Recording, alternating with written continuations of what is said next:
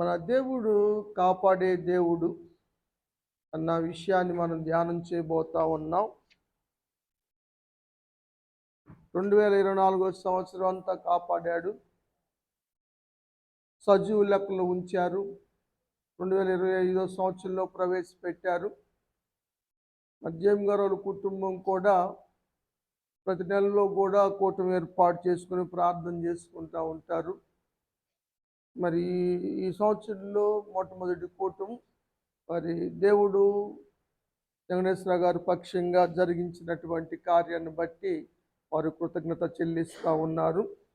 దేవుడు ముఖ్యంగా మన ప్రాణాలని కాపాడుతాడు. ప్రాణమును కాపాడటం గురించి వాక్యం ఏం చెప్తుంది?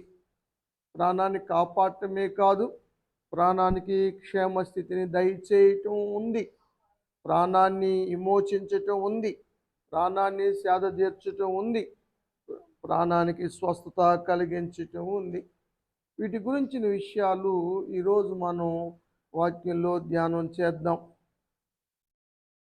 కీర్తనాకారుడు 116వ కీర్తనలో 7వ వచనంలో ఒక మాట చెప్తున్నాడు. నా ప్రాణమా యెహోవా నీకు క్షేమము విస్తరింపచేసి ఉన్నాడు. దేవునికి స్తోత్రం. ఈ అలవాటు దావీదుకే ఉంది. ఇంకెవరికన్నా ఉందా? కోరహ కుమారులకు కూడా ఉంది. వెరీ గుడ్, ఉంది. అందుకని ఈ కీర్తన దావీదు గారు రాశారని బైబిల్ పండితులు అభిప్రాయపడతారు, కానీ పైన మాత్రం లేదు. 73 కీర్తనలు మాత్రం దావీదు రాశాడని మనకి పైన కనపడుతుంది. కానీ ఇక్కడ కనబడకపోయినా, 2వ కీర్తన కూడా లేకపోయినా అపోస్తుల కార్యములో పేతురు గారు చెప్తాడు అది దావీదు రాసిన కీర్తనే అని. కాబట్టి కొన్ని పేరు లేకపోయినా దావీదు కీర్తన చెప్పడానికి కారణం ఏమిటంటే దానిలో ఉన్న శైలిని బట్టి. ఇక్కడ ప్రాణంతో చెప్పుకునే అలవాటు ఎక్కువగా దావీదుకు ఉంది కాబట్టి దావీదు కీర్తన అని అనుకుందాం. అయితే విషయం ఏమిటంటే దేవుడంట కీర్తనాకారునికి తన ప్రాణానికి క్షేమాన్ని విస్తరింపచేశాడంట. అది ఆ విషయాన్ని చెబుతున్నాడు. ఎందుకు విస్తరింపచేశాడు ప్రాణానికి? ఆయన ప్రార్థన చేశాడు. 4వ వచనంలో ప్రార్థన చేశాడు. అయ్యా నా ప్రాణమును విడిపించుమని మొరపెట్టాడు. కాబట్టి ప్రార్థన ద్వారాగా మరి క్షేమస్థితి కలగటం అన్నది ఉంటుంది. సిస్టర్ గారు చెప్పారు కదా సాక్ష్యం, నేను మొదటిగా వారి గురించి ప్రార్థన చేసుకుంటాను అని. నిజమే, అలా ప్రార్థన చేసుకోవటం కూడా చాలా మంచిది. అయితే వారు బాగున్నారు, వాళ్ళు చల్లగుంటేనే కదా మీరు నొన్నగుండేది. మన డైలాగ్ తెలుసు కదా. వెరీ గుడ్, మంచిది. అయితే ఏ పరిస్థితుల్లో ఈ ప్రార్థన చేశాడు అంటే, మరణ బంధకాలు చుట్టుకున్నప్పుడు, పాతాళపు వేదనలు పట్టుకున్నప్పుడు, అలాంటి పరిస్థితుల్లో, ప్రాణానికి నెమ్మది లేని సమయంలో, ప్రాణానికి క్షేమము లేని స్థితిలో, మరణపు స్థితిలో ప్రార్థన చేశాడు. దేవుడు క్షేమస్థితినిచ్చాడు. అందుకని ఈయన ఒక నిర్ణయం తీసుకున్నాడు. 17వ వచనం మనం చూస్తాం. కాబట్టి నేను నీకు కృతజ్ఞత చెల్లిస్తాను. ప్రాణానికి క్షేమస్థితి ఇచ్చినందుకు, ప్రాణాన్ని కాపాడినందుకు, కేవలము ప్రాణాన్ని కాపాడినందుకు కృతజ్ఞత ఆనాడు కీర్తనాకారుడు చెల్లించాడు. ఈనాడు ఈ కుటుంబం కూడా మరి వెంకటేశ్వరరావు గారి ప్రాణాన్ని కాపాడినందుకు, యాక్సిడెంట్ అయింది, కారు గుద్దింది. మరి కారు గుద్దినా కూడా దేవుని మహాకృప, క్షేమస్థితి ప్రాణానికి ఈరోజు మందిరానికి వచ్చి కూర్చున్నారు. ఆ సజీవ సాక్షులుగా వెనక బెంచిలో కనపడతా ఉన్నారు. Very good. నిజంగా ఈ సందర్భాన్ని బట్టి మనం గ్రహించాల్సింది ఏమిటంటే, ప్రాణానికి డేంజర్ ఉంది, అపాయం ఉంది. ప్రాణానికి శత్రువు ఉన్నాడు. ఏమ్మా? కాబట్టి మనం చాలా ఎలర్ట్గా ప్రార్థన చేసుకోవాలి. శత్రువు ఒక సందర్భంలో ప్రాణాన్ని కుంగదీస్తాడు, పరిస్థితులను కలుగచేసి, ఇబ్బందులు కలుగచేసి, అపాయాల ద్వారా, ప్రమాదాల ద్వారా హృదయాన్ని కృంగ చేస్తాడు. హృదయం కృంగినప్పుడు మనం విశ్వాసంగా ప్రార్థన చేయలేం. ఆలోచన శక్తిని కోల్పోతాం. కాబట్టి శత్రువు అలాంటి ప్రయత్నం చేస్తాడని దేవుని యొక్క వాక్యంలో మనం చూడగలుగుతా ఉన్నాం. 71 కీర్తన, ఇది కూడా రాసిన అని పేరు లేదు కానీ 23వ వచనం.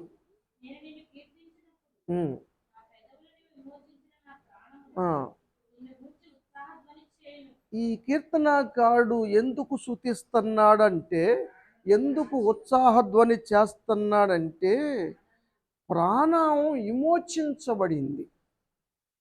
ప్రాణం విమోచించబడ్డందుకు చాలా సంతోషం, ఉత్సాహధ్వని. ప్రాణం విమోచించకపోతే పరిస్థితి వేరే విధంగా ఉండేది. బాధాకరంగా, దుఃఖకరంగా, తట్టుకోలేని విధంగా ఉండేది.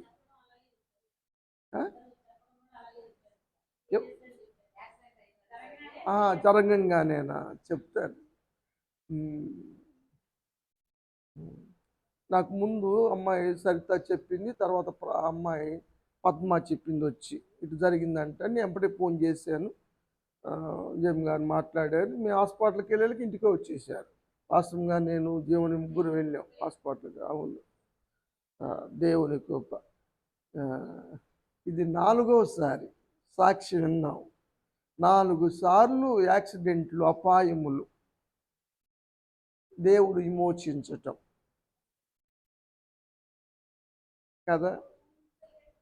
అవును, అక్కడ చెప్తున్న రాధమ్మ గారు కూడా పెద్ద సౌండ్ వచ్చిందన్న, మేమే బెదిరిపోయాము.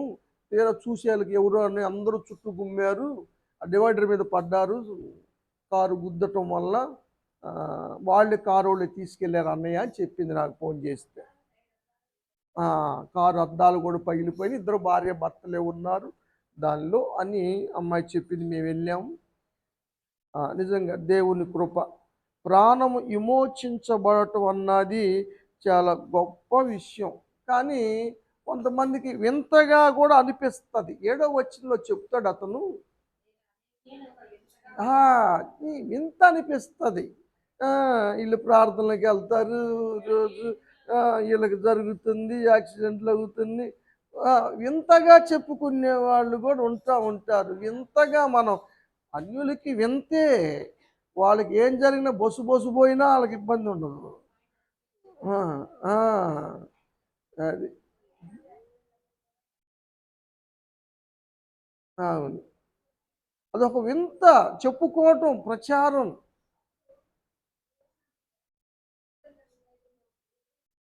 దేవుని స్వరం వినటం మొట్టమొదటిగా అదే. మీరు మొట్టమొదటి యేసు భక్త గారికి యాక్సిడెంట్ జరిగినప్పుడు మొట్టమొదటిగా మీరు దేవుని స్వరం విన్నారు. దేవుని స్తోత్రం.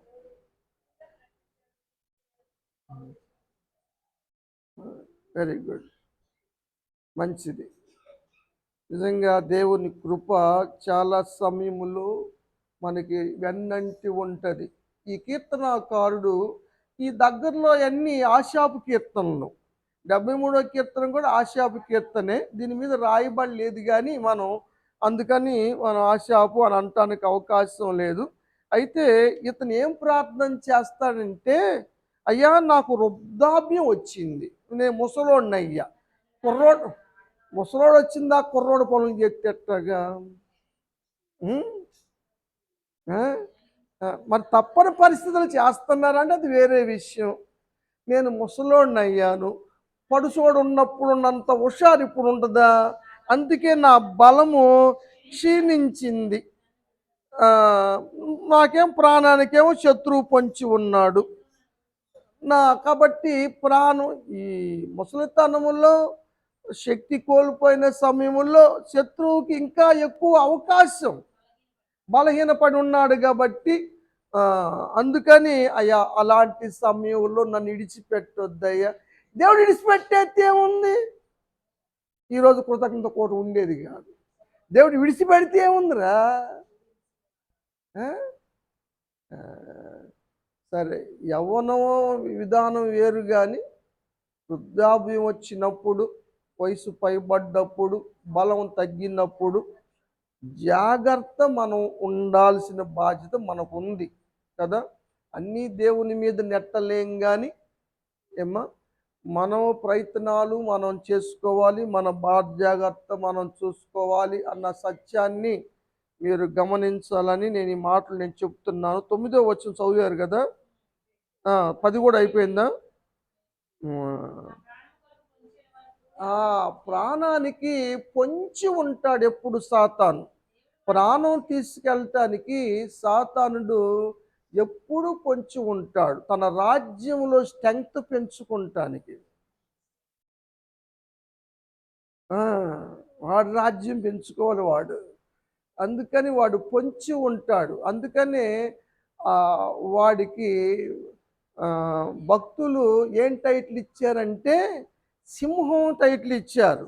సింహము ఏ విధంగా అంతకాదు, పొంచి ఉంటుంది. సింహము అటాక్ చేయటానికి, దేనన్నా ప్రాణాన్ని తీయటానికి అదేం చేస్తుందంటే ఏకదమ్ముని అటాక్ చేయదు. సమయం కోసం కాసుకొని పొంచి పొంచి అటాక్ చేస్తుంది. అలాంటి వాడు సైతాను. కాబట్టి మనం వృద్ధాప్యంలో కొంత జాగ్రత్తగా ఉండటం కూడా అవసరమే. సాధ్యమైనంత వరకు వారి పట్ల మనం ఎక్కువగా బయటికి పంపుకోకుండా కొన్ని పనులు మనమే చేసుకోవటం మంచిది. ఇంకెవరు లేరనుకోండి చేయటానికి కూడా. అందుతో ఎప్పుడు తిరిగిన కాలయ్య ఆ కాలు ఆగేది కాదు, తిరుగుతానే ఉంటుంది. కేసర కూడా నడిచి వెళ్తాడు, నేను చాలాసార్లు చూసా, నిజం. మనం నడవలేము.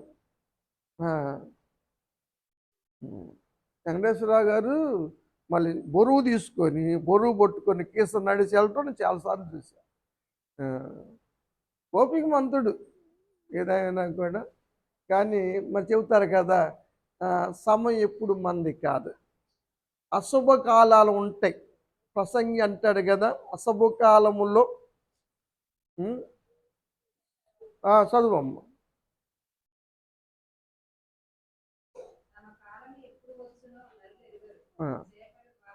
క్వశ్చన్ చెప్పరా. 9:12 ప్రసంగి గ్రంథం.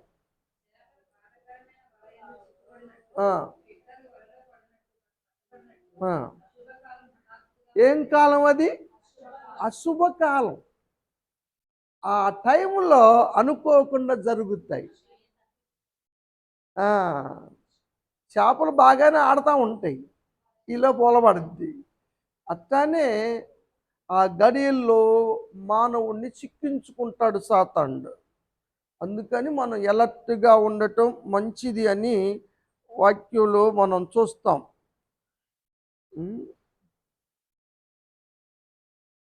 శత్రువు దావీదు ప్రాణాలు తీయటానికి కాచుకొనున్న సందర్భాలు చాలా సందర్భాల్లో చూస్తాం.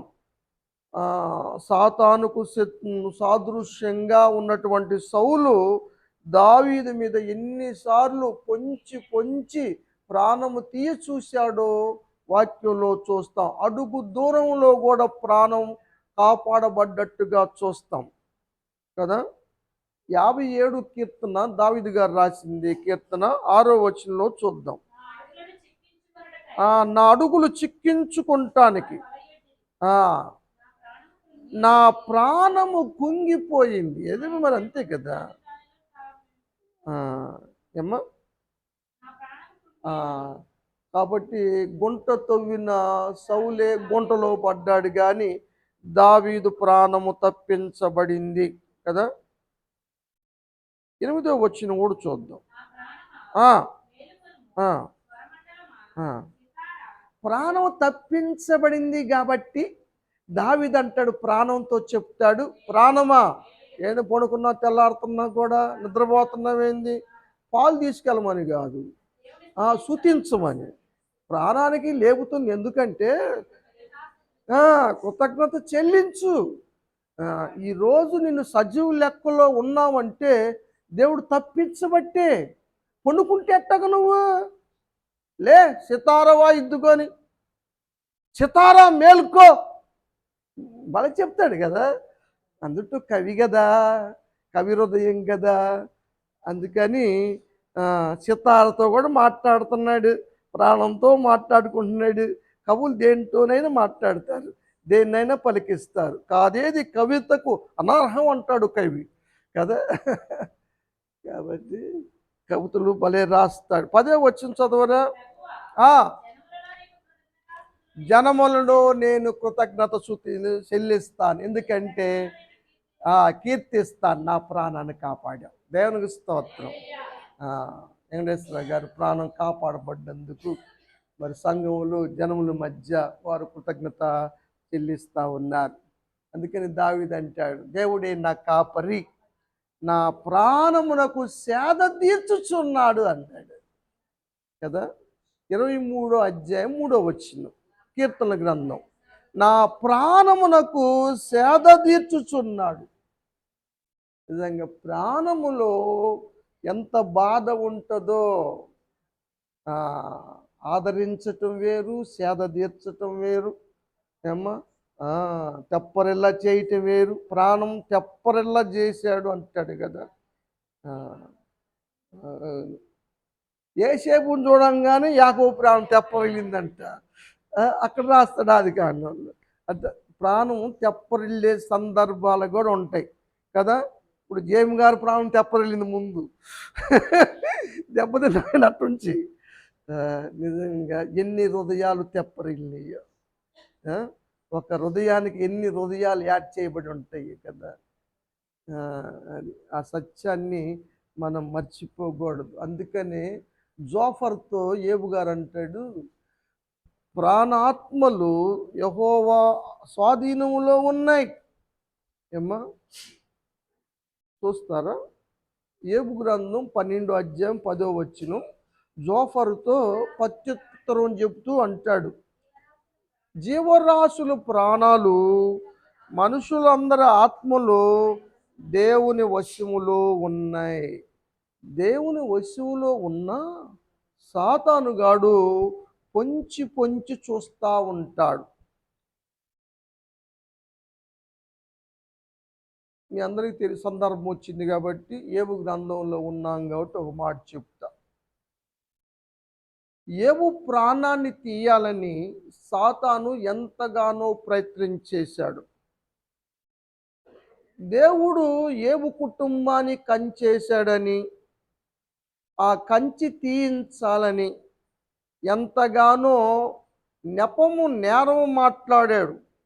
నువ్వు కంచేసావు కదా, ఆయన కలిగిన దానికి సమస్తానికి కంచేసావు కదా. కాబట్టి వాళ్ళు ప్రార్థనలు చేస్తున్నారు, దైవికంగా ఉంటున్నారు. కంచి తీసి చూడు, వారికి ఏమైనా జరగని నిన్ను అప్పుడు నీ ముఖం మీదే దూషించి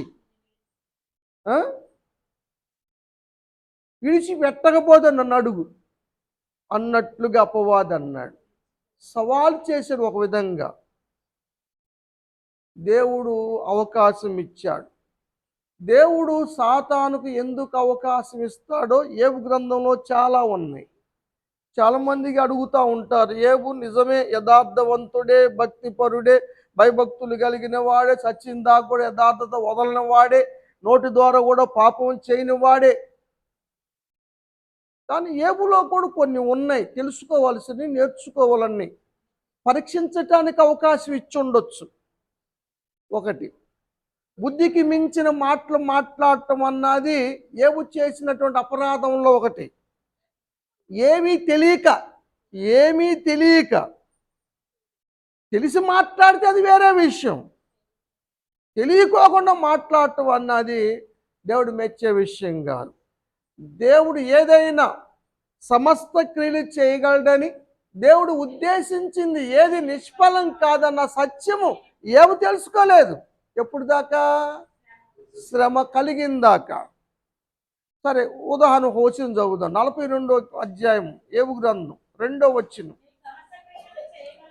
దేవుడు సమస్త క్రియలు చేయగలడని దేవుడు ఉద్దేశించింది ఏదైనా సరే అది నిరర్ధకము కానేరదని ఎప్పుడు తెలుసుకుంది? ఇది మొదటి అధ్యాయం తెలుసుకుంటే ఈ తప్పులు ఉండేవి కాదు. చివరి అధ్యాయం తెలుసుకున్నాడు కుర్రాడు. అంత అయిపోయినాక తర్వాత మాట కూడా చదవండి.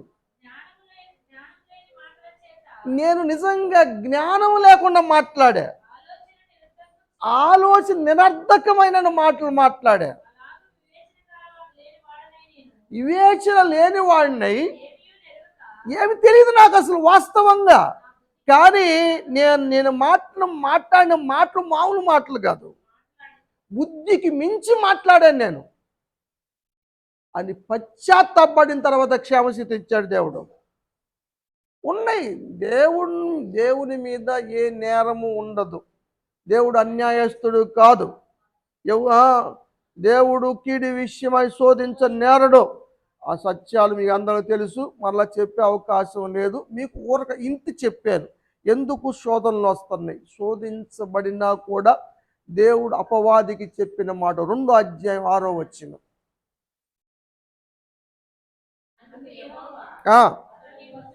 ఎవరు? ఏవు పర్మిషన్ ఇస్తున్నా, నీ వశం చేస్తున్నా, కానీ ప్రాణం మాత్రం ముట్టే ఛాన్స్ నీకు లేదు. ప్రాణం ముట్టొద్దని ఖచ్చితంగా చెప్పాడు లేదా? ఎంతవరకు పర్మిషనో అంతవరకే. చిన్న చిన్న గాయాల ఓకే, కురుపుల ఓకే, బాధ కలిగించేవా సరే ఓకే, కానీ ప్రాణం కాదు. అందుకనే ఈరోజు మనం ప్రాణం కాపాడే దేవుడు అనే అంశాన్ని నేర్చుకుంటున్నాం కదా. మనం ఎప్పుడు చెప్పుకోలేదు ఈ అంశం, సందర్భం వచ్చింది కానీ చెప్తున్నాను. నేను ఉదయం మళ్ళీ మంగళగిరి వెళ్ళాను. ఇంకొంచెం ఇంటికాడ ఉంటే కొంచెం ఎక్కువ ధ్యానం చేయడానికి కుదిరేది నాకు. బయటికి వెళ్ళటం వల్ల నాకు ఎక్కువ టైం కుదరలేదు. వచ్చి మొన్న దేవుడు అంశం చూపించాడు కానీ ప్రిపరేషన్ అవ్వలేదు నేను. అయినా కూడా దేవుని కృపను బట్టి చెప్పేస్తా ఉన్నా. యేసు ప్రభువు వారి శిష్యులతో చెప్పాడు. అందుకనే ఏవుని అపవాది ముట్టలేకపోయాడు, ప్రాణాన్ని టచ్ చేయలేకపోయాడు కదా. ఏవు వృద్ధాప్యం దాకా 140 సంవత్సరాలు జీవించాడు. 4 తరాలు చూశాడు దేవుని స్తోత్రం. శోధనలు వచ్చినా సరే ఏం చేయలేకపోయినాయి దేవుని బిడ్డల్ని. నిజంగా మరి జేమ్ గారి కుటుంబం ఎన్ని సమస్యలు ఎదుర్కొన్నారు. యాక్సిడెంట్లు మరి ప్రసాద్ గారికి కూడా జరిగిందా, ఇప్పుడు హ్యాండ్ ఇది అయిందా, చాలా వారు ఇబ్బందులు ఎదుర్కొన్నారు, శోధనలు ఎదుర్కొన్నారు. వెంకటేశ్వరరావు గారు జరిగినప్పుడు చెప్పారు బైబుల్ ట్రైనింగ్లో ఉన్నాను నేను అని. అప్పుడు కూడా సరే ఇన్ని శోధనలు ఎదుర్కొని నిలబడ్డారు, నిలిచారు. దేవునికి స్తోత్రం. వారి విశ్వాసాన్ని బట్టి కూడా వారికి వందనాలు. నిజంగా మనం విశ్వాసం నిలవాలి. శిష్యులతో ఏం చెప్తారంటే లూకాసు వార్త 21వ అధ్యాయం 19వ వచనం. మీరు మీ ఓర్పు చేత మీ ప్రాణమును దక్కించుకొందురు. దేవునికి స్తోత్రం. ఎంత ఓర్చుకున్నారు కదా. ఓర్చుకొనే కాపురాలు నిలుపుకున్న వాళ్ళు కొంతమంది ఉన్నారు, ప్రాణాలు నిలుపుకున్న వాళ్ళు కొంతమంది ఉన్నారు. ఓర్పు క్రియ జరిగిస్తుంది. ఓర్పు క్రియ జరిగిస్తుంది. కాబట్టి ఓర్పుతో ప్రాణాలు దక్కించుకున్నారని యేసు ప్రభువు చెప్పిన సందర్భాలు మనం చూస్తూ ఉన్నాం. దావీదు ఎప్పుడు చెప్పుకుంటాడు కదా తన హృదయముతో. అదేవిధంగా 164 కీర్తన చూడండి, మొదటి వచనంలో.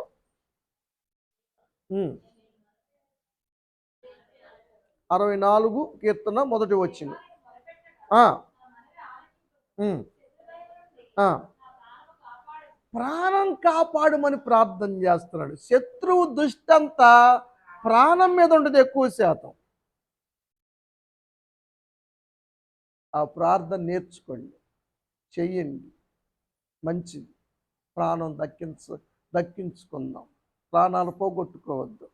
ఎవరిని మనం లాస్ చేసుకోవద్దు.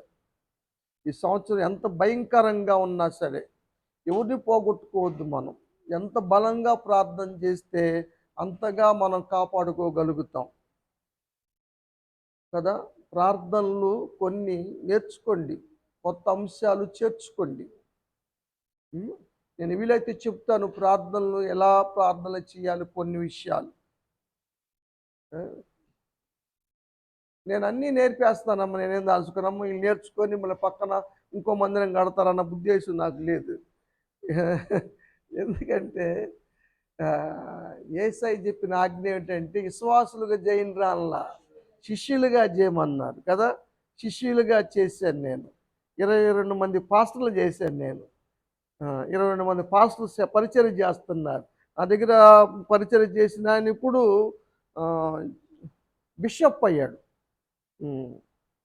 బిషప్ రమేష్ అని మన చర్చికి వచ్చాడు. మన చర్చిలో 1 నెల ఉన్నాడు, ట్రైనింగ్ పొందాడు మన దగ్గర.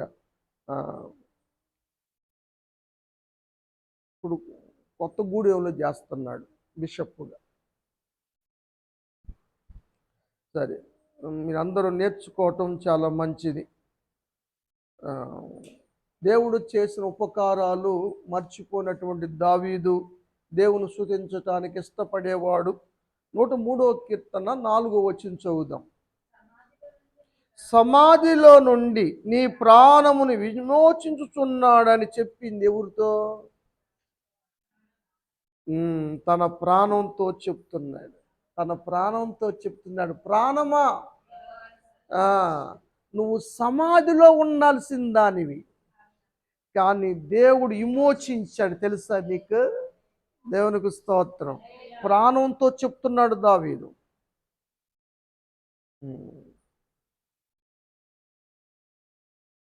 30వ కీర్తనలో కూడా ఒక మాట చదువుదాం, 3వ వచనం. నా ప్రాణమును లేవదీసితివి. దేవునికి స్తోత్రం. ఇక్కడ పడితే ఇక్కడ వాళ్ళు ఎక్కడ తీసేరేమో బాడీని. బాడీని లేపడం పెద్ద కష్టమేం కాదు కదా. ప్రాణాన్ని లేపటం అన్నది అసాధ్యమైన పని. అది దేవుడు మాత్రమే ఇచ్చేయగలడు. ఈ 30వ కీర్తన నేను సత్యబాబు గారు అల్లుడు ప్రసాద్ గారు స్వర్ణావళి ఇంట్లో చెప్పాను, మీరు లేరు. దీంట్లో 3 ప్రాముఖ్యమైన విషయాలు ఉన్నాయి. ఒకటి ఉద్ధరించటం, రెండవది స్వస్థపరచటం, మూడవది బ్రతికించటం. ఈ 3 విషయాలను బట్టి దేవుని స్తుతించాడు దావీదు. తన ప్రాణంతో చెప్పుకున్నాడు. మొదటి వచనములో ఉద్ధరించటం గురించి మాట్లాడతాడు. ఏమ్మా? నన్ను ఉద్ధరించటం అంటే ఏంది? లేవనెత్తటం, పడిపోయిన స్థితి నుంచి లేవనెత్తటం ఉద్ధరించటం అంటే. దేవుడు ఉద్ధరించే దేవుడు, ఉద్ధరించాడు. 2వ వచనంలో నన్ను స్వస్థపరిచావు,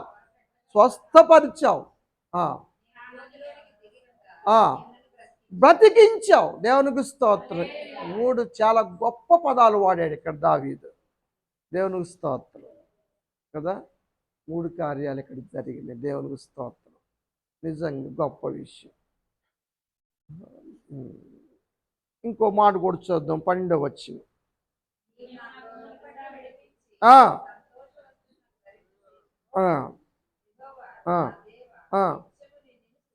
అది నన్ను ఉద్ధరించి స్వస్థపరిచి, స్వస్థ వచ్చింది, కాళ్ళ నొప్పులు తగ్గినాయండి. స్వస్థపరిచి బతికించినందుకు ఏం చేస్తాడంట? దేవుని స్తుతిస్తాడంట. యెహో చిరకాలం యెహో మందిరములో నివాసం చేస్తాడంట. హిజ్కియా కూడా ప్రాణాన్ని దక్కించుకోగలిగాడు. ఆయన రాస్తాడు యెషయా గ్రంథం 38వ అధ్యాయంలో 17వ వచనం చదువుదాం. ఆ, ఆ, ఆ.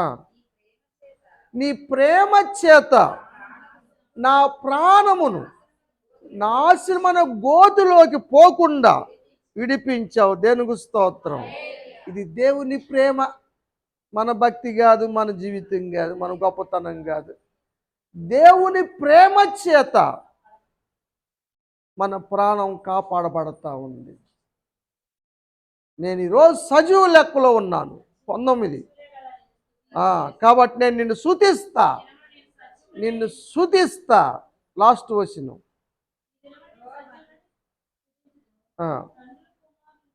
20వ వచనం చదువు. నా జీవిత కాలం అంతా దేవుని పనిలో వాడబడతా, వాయిద్యాలు వాయిస్తా. మరి మీరేం చేస్తారు సార్? మందిరానికన్నా రండి సార్, కనీసం ఆదివారం అన్నారండి, మిగిలిన రోజు కుదరపోయినా ప్రభు బలలో పాల్గొనటం తప్పనిసరి అండి. ఇక్కడ పాలు పొందలేని వాళ్ళం మనం పరలోకంలో విందులు ఎలా పాల్గొంటాం? రండి వీలైనంత వరకు కదా. యోనా మొదట నినివే పట్టణానికి వెళ్ళటానికి ఇష్టపడలా, ప్రకటన చేయటానికి ఇష్టపడలా. కానీ ఆ చేప కడుపులో మొక్కున్నాడు. చేపకు నోట్లో నుంచి దేవుడు యోనా ప్రాణాన్ని కాపాడాడు. నినివే పట్టణాల్లో కక్కిచ్చాడు. నినివే పట్టణాన్ని వెళ్ళినటువంటి యోనా ఇక ప్రకటన చేయడం మొదలుపెట్టాడు. కాబట్టి బ్రతికించినందుకు, ప్రాణం కాపాడినందుకు దేవుని పనిలో ఉందాం, దేవుణ్ణి స్తుతిద్దాం, దేవుణ్ణి ఆరాధిద్దాం. ఇక పాశం పెట్టేశాను, నా బాధ్యత అయిపోయింది అనుకోమాకండి. వీలైనంతవరకు రావటానికి ప్రయత్నం చేయండి. దేవుని కృప ఎల్లవేళ మీ కుటుంబానికి తోడై ఉండును గాక. ఆమేన్.